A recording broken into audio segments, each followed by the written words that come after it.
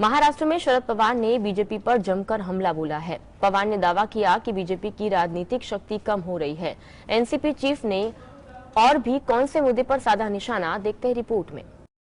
महाराष्ट्र में एनसीपी के प्रमुख शरद पवार ने कहा कि देश से कई हिस्सों में बीजेपी की राजनीतिक शक्ति कम हो रही है और सत्ता का पूर्ण दुरुपयोग ही उसका फॉर्मूला है।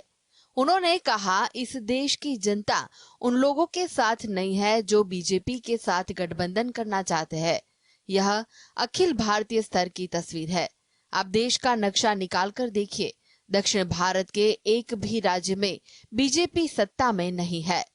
अजित का दावा है कि उन्हें एनसीपी के अधिकांश विधायकों का समर्थन प्राप्त है और उन्होंने पार्टी के नाम और चुनाव चिन्ह पर भी दावा किया है। पवार ने 2019 के महाराष्ट्र विधानसभा चुनाव के बाद अविभाजित शिवसेना के नेता उद्धव ठाकरे के नेतृत्व में महाविकास आघाड़ी की सरकार बनवाने में महत्वपूर्ण भूमिकाएं निभाई थी।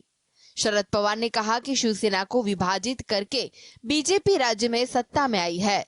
शरद पवार ने कहा कि दिल्ली में अरविंद केजरीवाल की पार्टी ने 3 बार जीत हासिल की। अब केजरीवाल को परेशान किया जा रहा है।